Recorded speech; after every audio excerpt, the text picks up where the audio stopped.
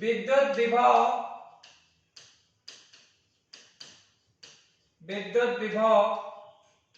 एवं विभवांतर। जब भी बात करते हैं विद्युत विभव एवं विभवांतर की, तो विद्युत विभव को आप कहते हैं इलेक्ट्रिक पोटेंशियल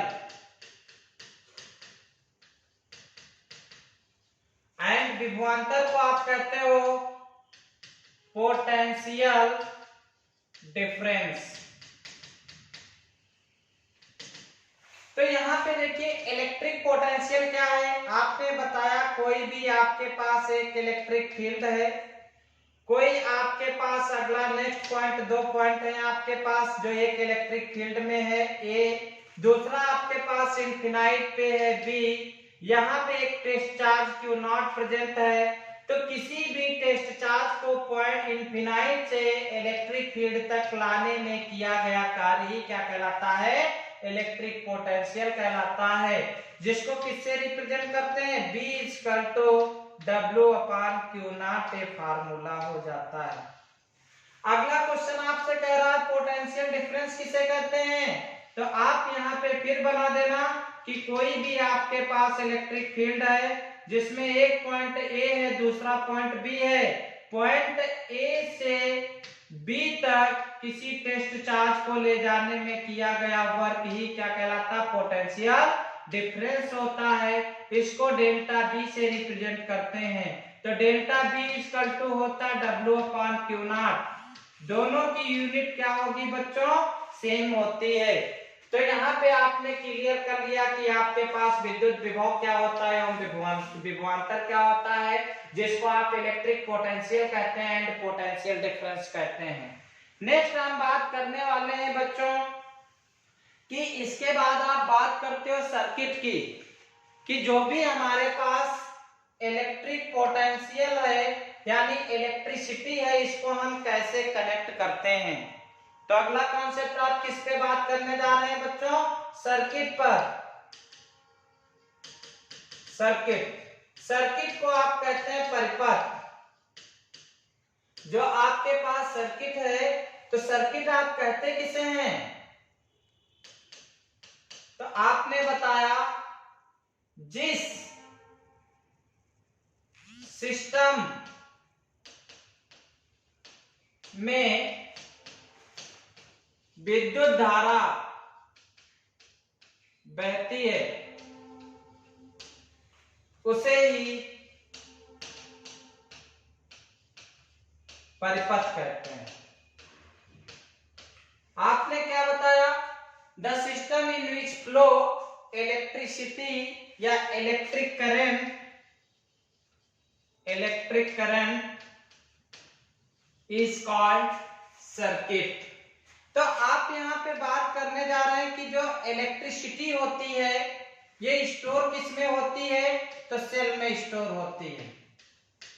किसमें स्टोर होती है बच्चों, सेल में स्टोर होती है। और किसी भी सिस्टम को हम दो टाइप से कनेक्ट कर सकते हैं।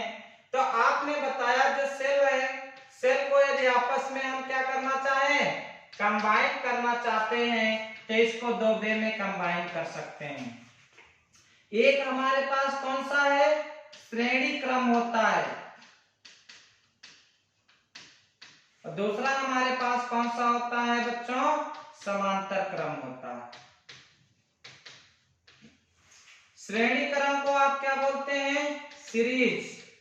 समांतर क्रम को आप क्या बोलते हैं, पैरेलल।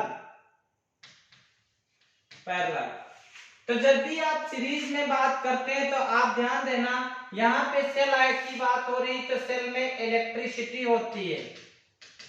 और जहां पर इलेक्ट्रिसिटी की बात करोगे तीन चीजें होती हैं बच्चों, BIR। और किसी भी सर्किट की जब आप बात करते हैं, चाहे वो श्रेणी क्रम में हो या समांतर क्रम में, दो चीजें चेंज हो जाती हैं। तो जब भी आप श्रेणी क्रम की बात करते हैं बच्चों, तो यहाँ पे आपने बताया एक रेजिस्टेंस ये लगा, एक रेजिस्टेंस ये लगा, ये आपके पास R1 है, ये आपके पास R2 है। तो जहां पर सीरीज होती है आपकी, वहां पे क्या चीज, करंट यानी I आपकी कांस्टेंट रहती है। तो उस कंडीशन में आपके पास B1 और B2 हो जाता है। यानी आपसे क्वेश्चन करता है कि सीरीज में क्या चीज कांस्टेंट रहती है, तो सीरीज में आपका करंट यानी I कांस्टेंट रहती है। यही चीज यदि आपसे कह रहा है कि आपको क्या गिवन है बच्चों, आपको गिवन है पैरेलल लाइन में, तो आपने बताया इस कंडीशन में हमारे पास रेजिस्टेंस R1 हो सकता है, R2 हो सकता है, R3 होगा।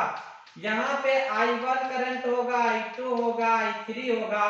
तो जब भी हम पैरेलल की बात करते हैं तो वहां पे B कांस्टेंट होता है। B बोले तो इसको आप विभवांतर कहते हैं। बच्चों ध्यान रखना, एक क्वेश्चन में पूछा गया था कि समांतर क्रम में यदि कोई भी यूनिट लगी हुई है, कोई भी सेल लगे हैं, तो उसमें कांस्टेंट क्या होगा। तो उस कंडीशंस में B कांस्टेंट हो जाएगी, विभवांतर कांस्टेंट हो जाएगा। एक बहुत ही यहाँ पे अगला एक चीज और भी देख लो, देन हम आगे डिस्कस करते हैं। ओम का नियम, ओम का नियम,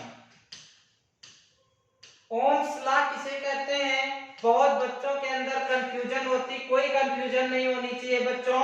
ओम का नियम जो बताया है वो करंट के बारे में बताया। किसके विषय में बताया है, करंट का। और करंट किस पे डिपेंड करता है, इलेक्ट्रिसिटी पे। किस पे बच्चों, इलेक्ट्रिसिटी पे डिपेंड रहता है। इलेक्ट्रिसिटी का फार्मूला क्या होता, B=IR। तो करंट का फार्मूला क्या हो जाएगा, I=B/R हो जाएगा। तो ओम का नियम क्या बताया था, ओम का नियम बताया था कि जो हमारे पास करंट होता है डायरेक्टली प्रोपोर्शनल होता है किसके, इलेक्ट्रिसिटी यानी विभवांतर के, एंड इनवर्सली प्रोपोर्शनल होता है रेजिस्टेंस के।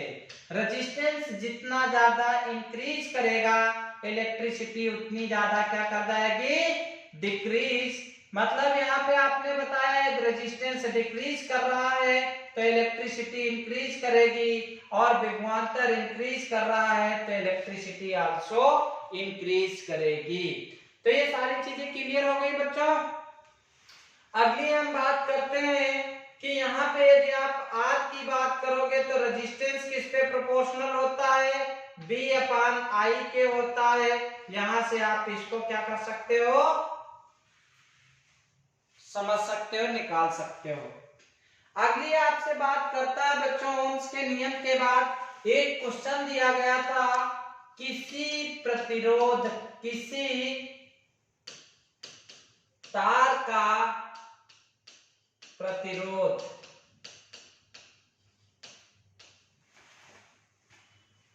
क्या होगा यदि तार की लंबाई 2 गुना कर दी जाए। ध्यान से समझना, क्वेश्चन आपके पास क्या है, कह रहा है किसी तार की, यदि तार का प्रतिरोध क्या होगा, यह तार की लंबाई 2 गुना कर दी जाए। बहुत सारे बच्चे का आंसर आ रहा था कि 4 गुना होगा। बहुत सारे बच्चे कह रहे थे कि कोई फर्क नहीं पड़ेगा, लेकिन बहुत सारे बच्चों का ऑप्शन था कि 2 गुना होगा। आपका आंसर क्या होगा हम आपसे जानना चाहते हैं। इसके पहले आप एक चीज देख लीजिए, जो आपके पास प्रतिरोध होता है, प्रतिरोध को आप R से बनाते हैं, और जो आपके पास R होता है L/A होता है, डायरेक्टली प्रोपोर्शनल होता है L/A के। यानी लेंथ जितनी ज्यादा होगी रेजिस्टेंस उतना इंक्रीज करेगा, सरफेस एरिया जितना कम होगा रेजिस्टेंस उतना ही ज्यादा होगा। अब यहाँ पे इस क्वेश्चन में कुछ बच्चे क्या कर रहे थे कि L=2L कर दे रहे थे, तो A=A/2 कर दे रहे थे। ऐसा यदि आप करते हो तो आपका आंसर गलत हो जाएगा बच्चों, क्योंकि यहाँ पे तो सरफेस एरिया की बात ही नहीं कर रहा है। A= होता है cross section area of wire, क्योंकि जब भी आप किसी वायर को बनाते हैं तो आप जानते हैं इसकी कुछ थिकनेस होती है, इसी को हम A से रिप्रेजेंट कर रहे हैं। तो यहाँ पे सिर्फ L को 2L किया जा रहा है, A पे कोई भी इफेक्ट नहीं किया जा रहा है, तो आप डायरेक्ट बताओगे R इक्वल टू 2L हो जाएगा, A पे कोई फर्क नहीं है, तो रेजिस्टेंस डायरेक्ट दोगुना हो जाएगा। Answer is correct. अगला क्वेश्चन आपसे कर रहा है, ध्यान से समझना बच्चों, कि यदि हम लेंथ बोले लंबाई को कितना कर देते हैं, हाफ कर देते हैं, लंबाई को हाफ कर देते हैं और एरिया को हम दोगुना कर देते हैं, तो रेजिस्टेंस क्या होगा? बहुत ही खूबसूरत आंसर है बच्चों।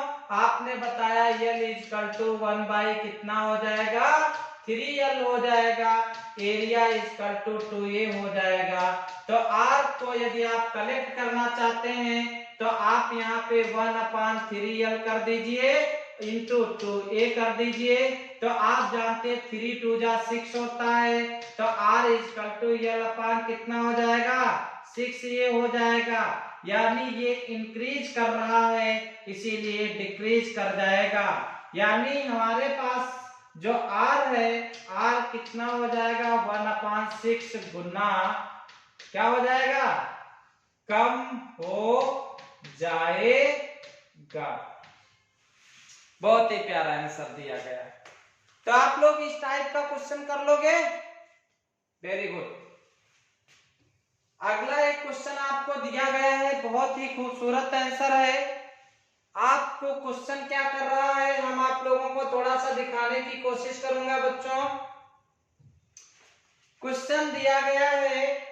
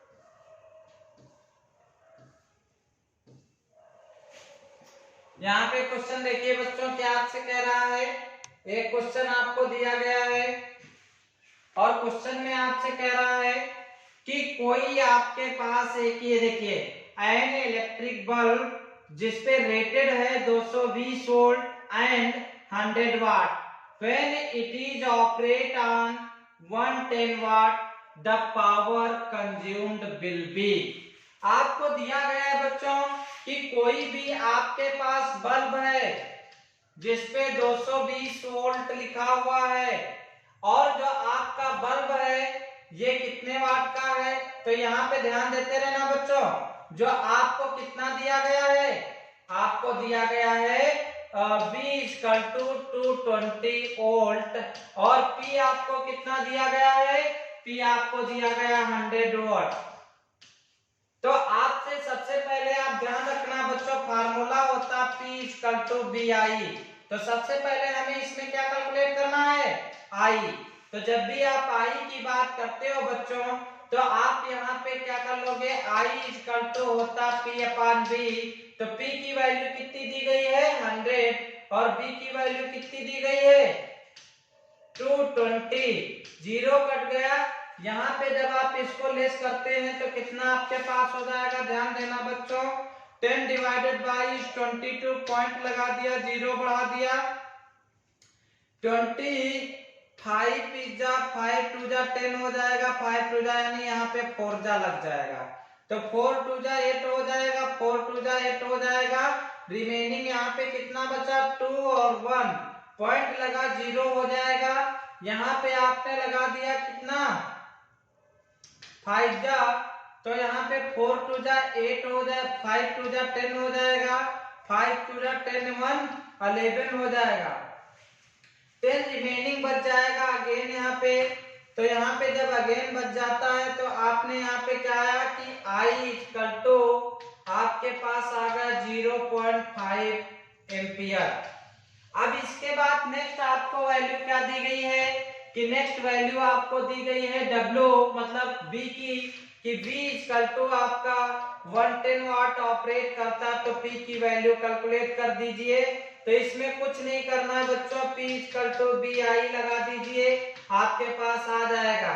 तो 0.45 इंटू आपके पास 110 है बच्चों, यहाँ पे जाते हो पॉइंट हटाइए, जो 0 बढ़ाइए, 0 से 0 कट गया। जब भी आप बात करते हैं 45 इंटू 11 की बात करेंगे तो 5 4 हो जाएगा, 5 4 हो जाएगा, यहाँ पे 5 आपके पास आ जाएगा, 9 आ जाएगा, 4 आ जाएगा। यहाँ से आप जानते हैं एक पॉइंट और यहाँ पे कर दीजिए तो आपके पास वैल्यू आ जाती 49.5। इट मीन्स आपके पास आंसर 50 करेक्ट हो जाएगा। तो कितने ऑपरेट लेता है, 50 वाट को ऑपरेट करता है। क्लियर हो गया? Thank you.